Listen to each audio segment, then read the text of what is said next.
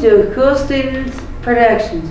Today we are interviewing Sergeant Lopez, a crime scene investigator for the Albuquerque Police Department.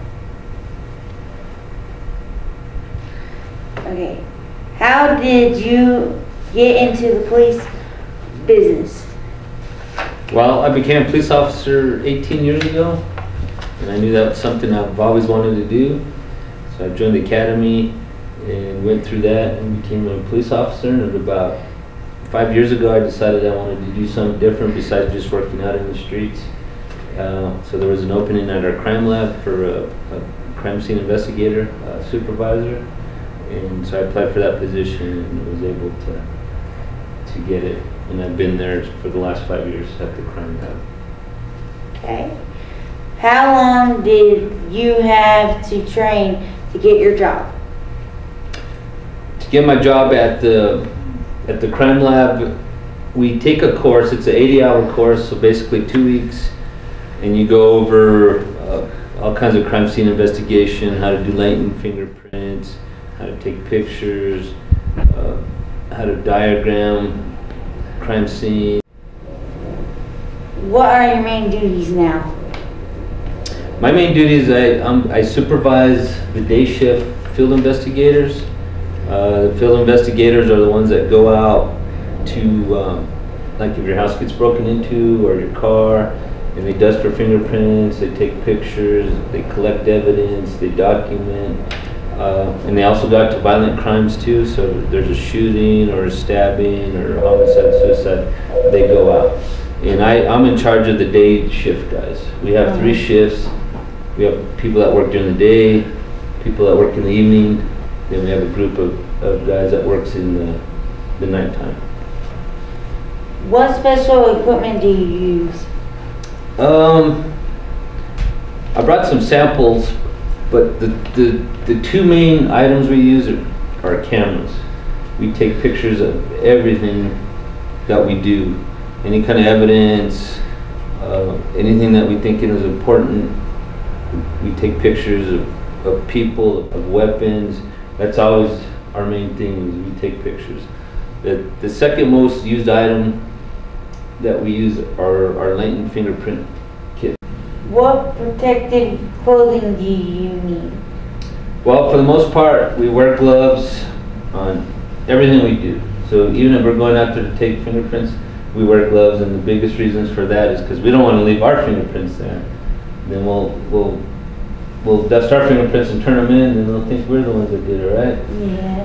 Not really, but we don't want to do that anyway. We don't want to leave ours behind or anybody else's, so we want to wear gloves. Then in our profession, we deal a lot with blood. There's always, you know, in shootings and stabbings and suicides and homicides, there's always a lot of blood or other fluids. So we want to make sure, you know, we don't get sick. So we always wear gloves. Has your evidence solved a lot of cases?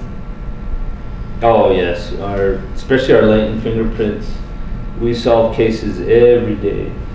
We're catching people, and sometimes you can see in the news where some of these people have been caught 30 or 40 times already. Would you like to show us?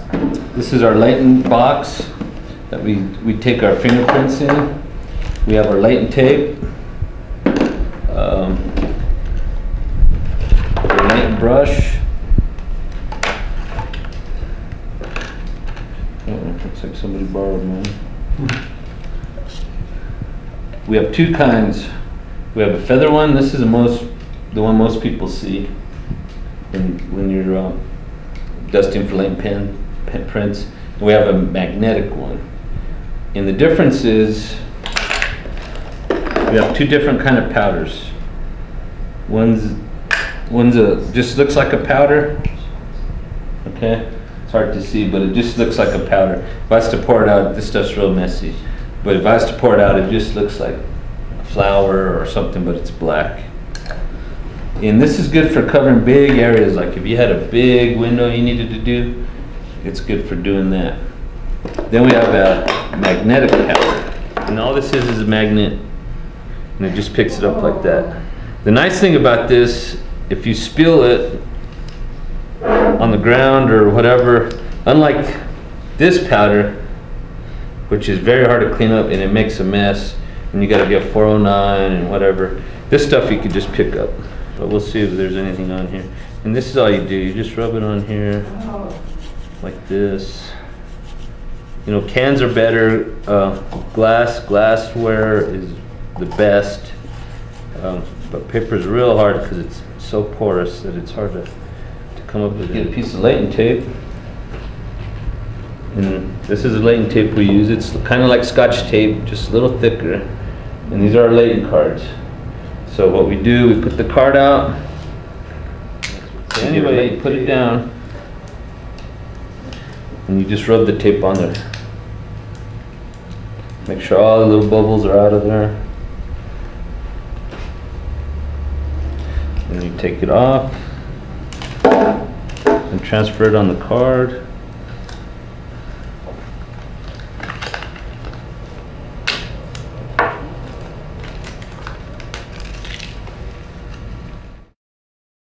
Thank you, Sergeant Lopez, for joining us today. We hope you enjoyed your video. Be sure to check out our website, coolstudents.org.